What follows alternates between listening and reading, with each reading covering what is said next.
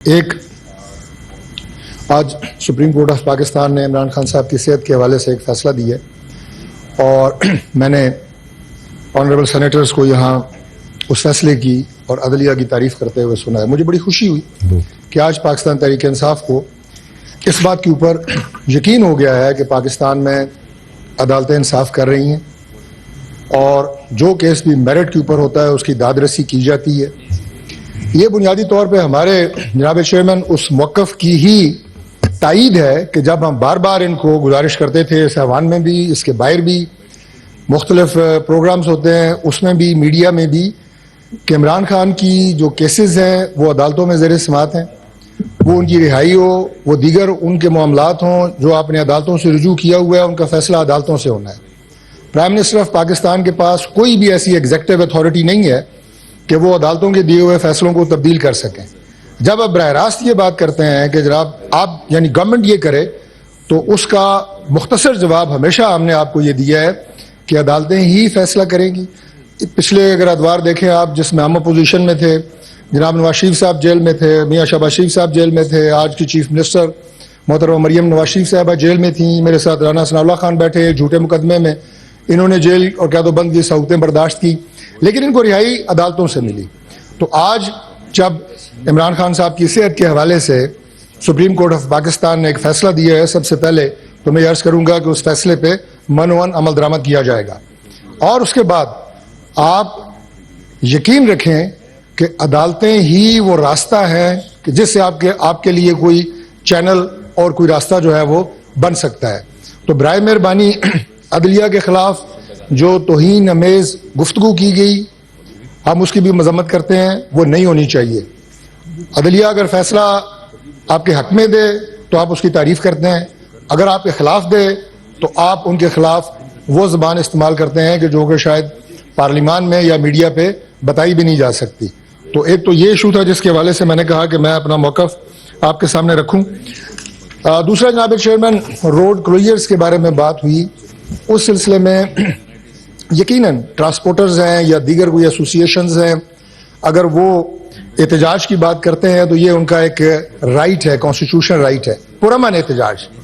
اور اس کے بعد ہم نے ان سے مذاکرات کیے, جو ان سے ماننے والی باتیں تھیں وہ ہم نے مانی, کچھ ہم نے ان سے وعدے کیے اور وہ احتجاج جو ہے بڑے پرامن طریقے سے ختم ہوا.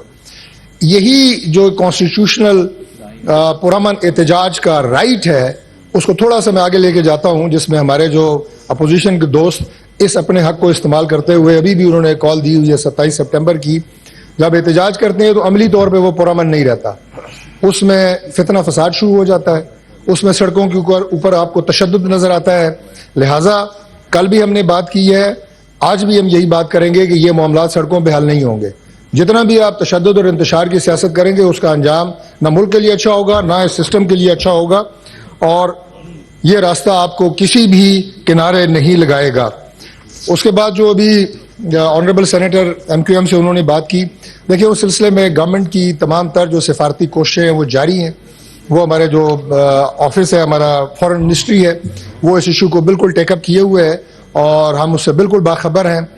ہر ممکن کوشش, کیونکہ بعض وزارتوں کے ساتھ, بعض ممالک کے ساتھ ہمارے جو ڈپلومیٹک ریلیشنز ہیں اور ان کے ساتھ جو فریکوینسی آف کانٹیکٹ ہے وہ زیادہ ہے, ان میں سنوائی بھی زیادہ ہوتی ہے.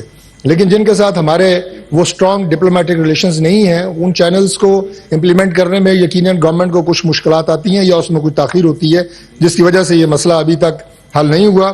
لیکن اگر آپ بھیجنا چاہتے ہیں تو ضرور standing committee of human rights کو ریفر کر دیں, لیکن میں سمجھتا ہوں کہ میں اس کے اوپر مزید تفصیلات لے کے بالکل جو لیٹسٹ پوزیشن ہے یہ انشاءاللہ اگلے اجلاس میں ایوان کو انشاءاللہ تعالی آگاہ کروں گا.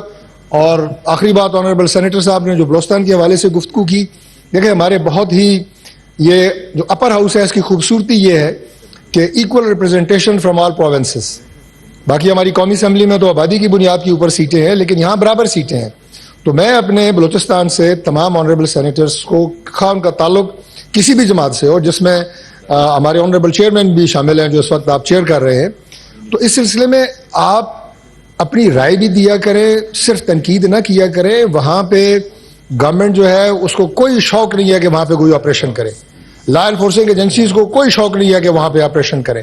آپ دیکھتے ہیں کہ وہاں پہ جو شاتیں ہو رہی ہیں, آپ ان کی تعداد دیکھیں کیا خوبصورت جوان اور افسران روزانہ کی بنیادوں کے اوپر وہاں اپنے وطن عزیز پہ اپنی جانیں نچھاور کر رہے ہیں.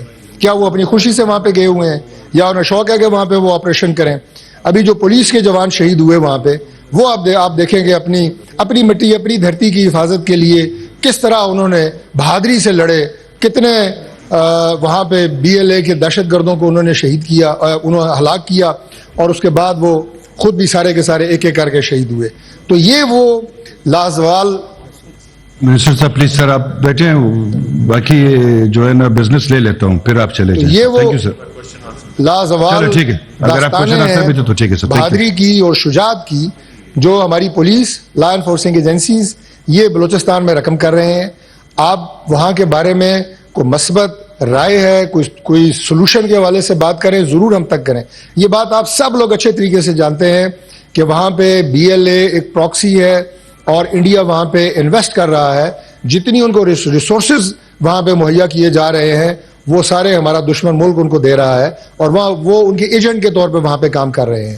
لہٰذا ان کا راستہ روکنا اور ایک ایک دہشت گرد کا خاتمہ کرنا اس سرزمین سے، یہ جتنی آپ کی اتنی ہماری، یہ برابر ہماری ذمہ داری ہے. یہ بلوچستان ہو، سندھ ہو، وہ KP ہو، پنجاب ہو، یہ ہم سب کے ہیں. یہ ہمارے اس خوبصورت پاکستان کی اکائیاں ہیں. لہٰذا ان میں اگر کسی ایک صوبے کو بھی کوئی تکلیف ہوگی اس کا درد جو ہے ہم اپنے دل میں محسوس کرتے ہیں. تو یہ چند گزارشات تھی جناب چیئرمین جو آج موضوعات ڈسکس ہوئے اس کے حوالے سے. Thank you sir.